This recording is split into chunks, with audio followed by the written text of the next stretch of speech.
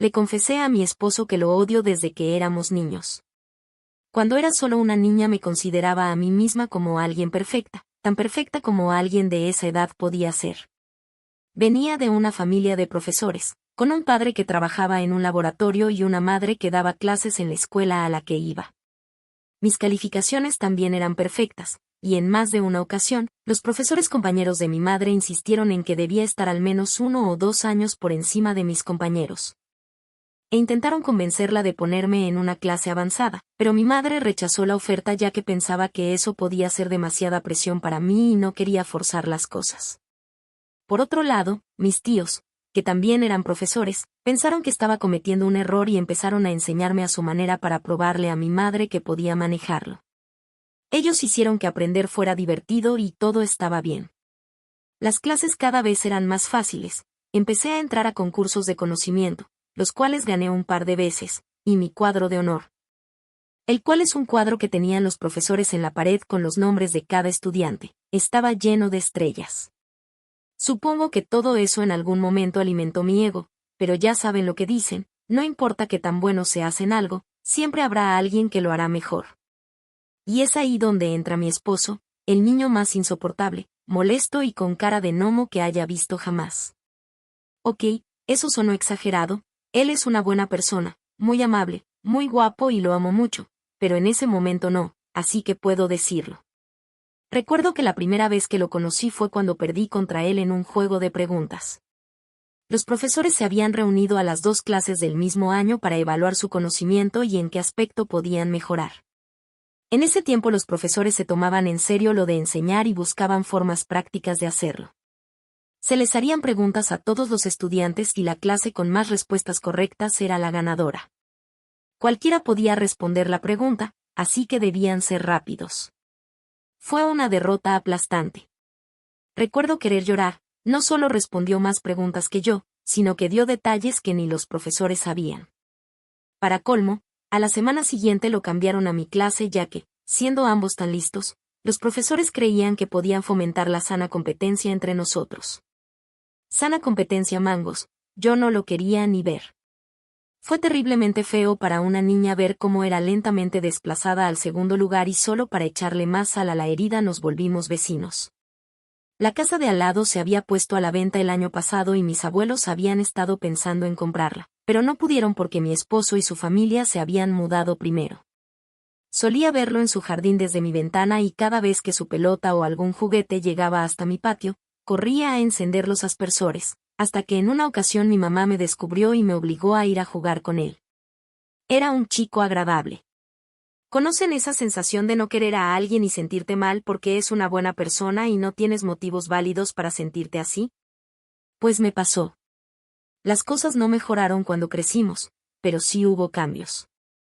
Empezando porque él se había convertido en un chico bastante apuesto, también era muy sociable, así que era popular de cierta forma. Pero a mí seguía sin agradarme porque ahora conocía su secreto, él había nacido con una memoria fotográfica y eso para mí era como si hiciera trampa. Lo sé, era joven e inmadura. Aún así, éramos mejores amigos, todo gracias a la influencia de mi madre. De hecho, si ella no me hubiera obligado a jugar con él cuando éramos niños, probablemente no estaría aquí contándoles esto. Para este punto ya no lo quería, lo que realmente sentía era envidia por lo fácil que era todo para él. Aún así, era muy paciente conmigo y ya que mi padre tenía mucho trabajo y mi madre siempre se quedaba hasta tarde en la escuela, pasé muchas de mis tardes en la casa de Nathan. Hacíamos tarea juntos, jugábamos en su patio o me llevaba a ver a sus amigos. De repente, esto se volvió normal para mí y un día en el que volvíamos de la escuela, lo vi llevarse unas flores del parque por el que pasábamos. Después se arrodilló frente a mí y me pidió que fuera su novia. Eso fue más que impactante para mí, no solo por la naturaleza de su declaración o el hecho de que antes lo odiara, sino porque, aunque no lo parezca, suelo ser una persona bastante seria cuando estoy en público, por lo que una declaración al aire libre no es algo que vaya conmigo. No lo mencioné antes, pero mi esposo es alguien muy extrovertido, por lo que cosas así no le avergüenzan, todo lo contrario, a mí, que estaba sudando frío cuando se declaró. Podría calificar lo que hizo como presión social, aunque no recuerdo que hubiera nadie más en el parque en ese momento. En fin, le pedí algo de tiempo para pensarlo y él aceptó. Se levantó y siguió caminando a mi lado como si nada.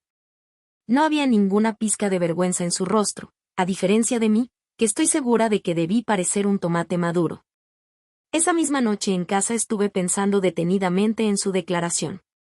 Creé una lista de pros y contras en mi cabeza. Es lindo, pero no me cae del todo bien, le agrado a sus padres y él a los míos. Si algún día nos separamos, podré superarlo. Es mi mejor amigo, lo quiero mucho. No me gusta que tenga más amigas además de mí. Si lo rechazara, él seguirá siendo mi amigo, pero es posible que consiga novia y me deje de lado, y no quiero eso. La lista de cosas que pasaron por mi cabeza esa noche es larga. Al final llegué a la conclusión de que era lógico que estuviéramos juntos, ambos éramos inteligentes, teníamos buena apariencia, y si algún día teníamos hijos, sería bueno para el mundo. Tenía 14 y mi familia alimentaba mis sueños de grandeza, no me juzguen. Empecé a usar esa excusa para todo lo que pasó después. Cuando estábamos pensando a qué universidad ir después de graduarnos, él sugirió ir a la misma, así que de nuevo pensé, claro, es por el bien del mundo. Cuando sugirió mudarnos juntos para ahorrar dinero, la misma excusa sonó en mi cabeza. Cuando me propuso matrimonio, fue el día más feliz de mi vida, pero en mi cabeza seguía sonando esa idea, es por el bien de todos. No es que realmente creyera eso, pero me di cuenta de que, si lo pensaba, mis nervios se calmaban. Creo que he dado un contexto demasiado largo, perdón, me dejé llevar recordando los buenos momentos. Bueno, la razón por la que escribo esto es porque hace poco empecé a ganar más que mi esposo y sentía que por primera vez lo había superado en algo. Después de tener a nuestro hijo, dejé de trabajar para dedicarme a su cuidado. Seguí los pasos de mi madre y cuidé de él sus primeros años de vida. Fueron 3 años hasta que empecé a sentir la necesidad de volver al trabajo. Quería hacer algo más con mi vida que solo quedarme en casa. Eitan, por supuesto, me apoyó. De hecho, dijo que se le hacía raro que no pensara en eso antes. Bueno, en parte es culpa de mi esposo que me sienta así, ya que verlo destacar en su trabajo, recibir aumentos, tener un buen puesto y ser alguien funcional, me recordaba que yo siempre quise eso para mí. Por supuesto, nunca envidié de manera negativa a Eitan. Estuve feliz por mi esposo y festejé cada uno de sus logros con él. Solo quería sentirme funcional, alguien útil para la sociedad y tenía 2 opciones. Conseguir un trabajo del cual probablemente no podría llegar muy lejos o unirme al proyecto de un viejo amigo que estaba pensando en fundar su propio negocio. Tenía el capital y estaba buscando a personas capaces de ayudarlo. Mi esposo dijo que me apoyaría con la decisión que tomara y al final decidí unirme al proyecto, y hoy, 15 años después, todo mi trabajo ha dado sus frutos. La diferencia entre nuestros salarios no es exorbitante, pero en definitiva es algo de lo que puedo presumirle. Las próximas vacaciones corren por mi cuenta. Se lo dije a mi esposo y bromeo con dejar su trabajo, ya que ahora tendríamos suficiente con lo que gano. Le dije que podía hacerlo. Me emociona mucho la idea de cuidar de mi familia, tal como él cuidó de mí cuando tuve a nuestro hijo. Yo también quiero cuidar de él si decide tomarse un descanso. Bueno, solo hay un pequeño detalle. Cuando estábamos teniendo un momento, se me ocurrió confesarle que en el pasado lo odiaba, pero él solo se rió y dijo que ya lo sabía. Mi mamá se lo contó hace tiempo y, de hecho, eso lo motivó a declararse porque no quería perderme. Eso fue bastante tierno. También dijo que conocía el motivo por el que no lo quería y preguntó si ahora me sentía mejor conmigo misma. Le pedí perdón y le dije que había sido una tonta. Nunca debí convertirlo en una competencia. Él me abrazó y tuvimos un momento íntimo muy agradable, pero luego deslizó sus manos por mi cintura y, desde atrás, me susurró al oído. Entonces, ¿se siente bien ganarle a alguien que no sabía que estaba compitiendo?